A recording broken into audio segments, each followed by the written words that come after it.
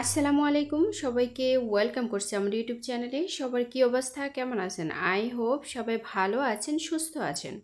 আমিও আলহামদুলিল্লাহ ভালো আছি। দেখতেই পাচ্ছেন এখানে এক বল আম পেড়ে নিয়েছি। আসলে এই আমগুলা এইমাত্রই পেড়েছিলাম আর খুবই তাজা। আমাদের বাড়িতে যেহেতু আম গাছ আছে, তো আজকে আচার তৈরি করব এই আম দিয়ে। আর আম থাকতেই কিন্তু আচার দেওয়ার উপযুক্ত সময়, তাই না? আম যখন চলে যাবে তখন কিন্তু আচার খাওয়া যাবে, তখন তো আর আম থাকবে না। আর আমের সিজনে যদি আমের আচার না দেয় তাহলে কেমন হয় বলেন তো? যেহেতু এত আম, আলহামদুলিল্লাহ অনেক আম আছে বাড়িতে, তো প্রত্যেকটা বছরই কিন্তু আমি অনেক আমের আচার দিই। আর বিশেষ করে সবচেয়ে বেশি দেওয়া হয় আমসত্ত্ব। তো এবার কিন্তু আমি আমসত্ত্ব দেইনি, কারণ আমসত্ত্ব দিতে আর এখন আর ভালো লাগে না, তাই আর আমসত্ত্ব দেওয়া হয়নি। কারণ গত বছর যে আমসত্ত্ব দিয়েছিলাম সেগুলো এখনও রয়ে গেছে, খাওয়া হয়নি, তাই এবছর আর আমসত্ত্ব দেওয়া হয়নি। তো এখানে আমি আমের খোসাটা ফেলে দিয়ে আমগুলাকে পরিষ্কার করে নিয়েছি। আর দেখতেই পাচ্ছেন আমগুলা কত সুন্দর তাজা, তাই না? আসলে তাজা আম দেখতে যেরকম ভালো লাগে, খেতেও কিন্তু তেমনই ভালো লাগে। তো আজকে আমি আমের মোরব্বাটা তৈরি করব। আর আমের মোরব্বাটা সবচাইতে বেশি দেওয়া হয় আমার, কারণ আমার বাচ্চারা বেশ পছন্দ করে আমের মোরব্বা। তো সব সময় কিন্তু আমের মোরব্বাটা বেশিই দেই। আর আমার আগে যে ভিডিওগুলো, সেই ভিডিওগুলোতেও আপনারা দেখবেন যে আমি আমের মোরব্বাটাই সবচাইতে বেশি দিয়েছি। আর যে কোনো আচার গুড় দিয়ে দিলে কিন্তু সবচাইতে সুন্দর কালার আসে চিনির চাইতে। তো আজকে আমি গুড় দিয়ে আমের মোরব্বাটা দিব। কিন্তু সব সময় চিনি দিয়েই আচার দিতাম, যখন থেকে জানতে পারি যে গুড় দিয়ে আচার দিলে কালার সুন্দর হয়, ওই থেকেই কিন্তু আমি গুড় দিয়ে আচার দেওয়ার চেষ্টা করি।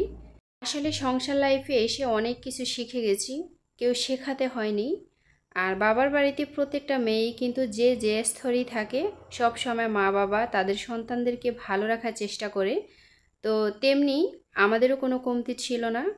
বলতে পারেন প্রত্যেকটা মেয়েই কিন্তু বাবার ঘরে রাজকন্যা থাকে।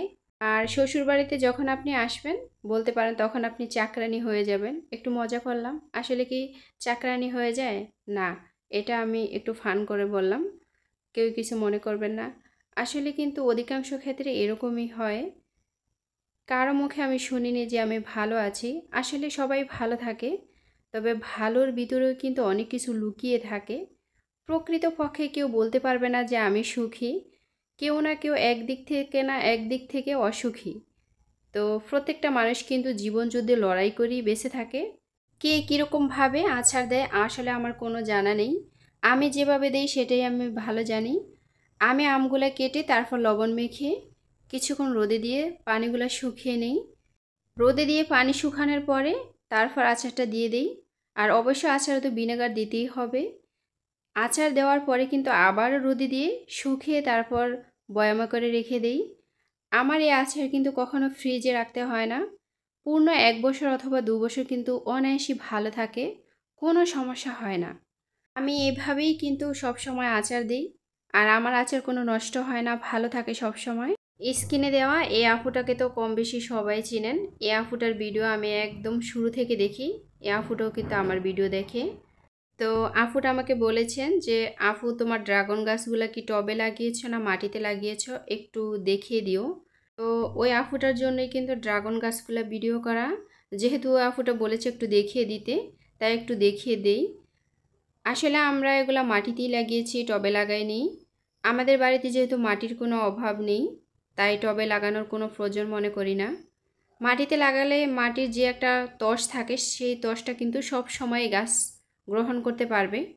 আমার কাছে টবের চাইতে মাটিতে লাগালেই কিন্তু গাছ অনেক সুন্দর থাকে, ভালো থাকে।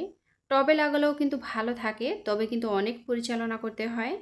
আলহামদুলিল্লাহ আমাদের ড্রাগন ফলগুলো কিন্তু খুবই মিষ্টি, খেতে খুবই সুস্বাদু। বাজারের যে ফল, এই ফলগুলো কেন পাঞ্চে পাঞ্চে হয় আমি জানি না।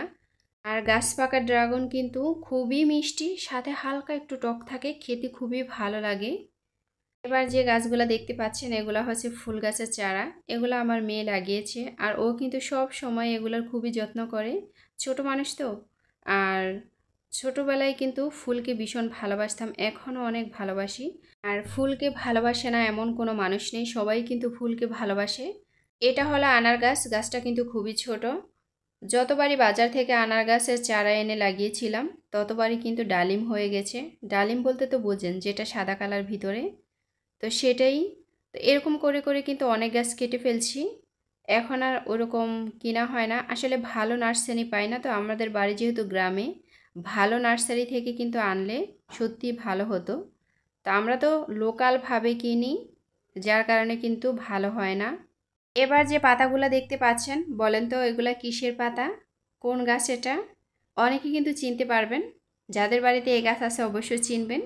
আমি আপনাদেরকে বলে দিচ্ছি, এটা হলো আঙ্গুর গাছ। আর এই আঙ্গুর গাছের আঙ্গুরগুলো কিন্তু খুবই টক, যার কারণে গাছটা কেটে ফেলছি। এখনও গাছটা কিন্তু মরেনি, এখনও আছে। আর সেখান থেকে ছোট ছোট শাখা বের হয়েছে আর কি। এবার চলে এসেছি কচু খেতে। দেখতেই পাচ্ছেন, আসলে গ্রামের আনাচে কানাচে বিভিন্ন জায়গায় কিন্তু কচু গাছ এমনিতেই হয়ে থাকে। এগুলাকে আমরা জংলা কচু বলি। তো এই কচুগুলা খেতে কিন্তু ভীষণ ভালো লাগে, যেটা আমাদের দেশীয় কচু, চাষ করতে হয় না। তো এখান থেকে মূলত কিছু লতি তুলে নিব। এখন কিন্তু এই কচু গাছ থেকে সব সময় লতি বের হবে, আর বর্ষাকালেই কিন্তু সবচাইতে বেশি লতি বের হয়। যখন আমাদের ঘরে কিছু না থাকে তখন কিন্তু অনায়াসে আমরা একটা না একটা কিছু তৈরি করতে পারি। আসলে গ্রামে থাকার সুবিধা কিন্তু এটাই। তো দেখতেই পাচ্ছেন আমি কিন্তু অনেকগুলো লতি তুলে ফেলছি। এবার চলে যাব বাড়িতে। বাড়িতে এসে আবার রান্নার প্রস্তুতি, রান্না তো করতেই হবে, রান্না ছাড়া কোনো উপায় নেই। তো এখানে কলা কেটে নিয়েছিলাম। আজকে কলা দিয়ে মুরগির মাংস দিয়ে রান্না করব। অনেক দিন হয় কলা খাওয়া হয় না। বাড়িতে যেহেতু কলা আছে, আসলে আছে বিধেই কিন্তু খাওয়া হয় না। যখন না থাকতো তখন কিন্তু খাওয়ার জন্য পাগল হয়ে যেতাম। যার যেটা থাকে তখন কিন্তু সেটা খেতে ইচ্ছে করে না, আর যখন না থাকে তখন কিন্তু খাওয়ার জন্য খুবই আফসোস লাগে। তো এরকম কিন্তু সব সময়ই হয়। তো দেখতেই পাচ্ছেন আমি মাটির চুলায় রান্না করি, আর মাটির চুলা রান্না কিন্তু অনেক স্বাদের হয়। আমার গ্রামীণ ভিডিও যদি কারো ভালো লেগে থাকে তাহলে অবশ্যই সাবস্ক্রাইব করে আমার পাশে থাকতে পারেন, আর ভিডিও দেখার আগে একটা লাইক দিয়ে ভিডিওটা দেখা শুরু করবেন। তো আজকের মতো এখান থেকে বিদায় নিতেছি। সবাই ভালো থাকবেন, দেখা হবে পরের কোনো ভিডিওতে। আসসালামু আলাইকুম, আল্লাহ হাফেজ।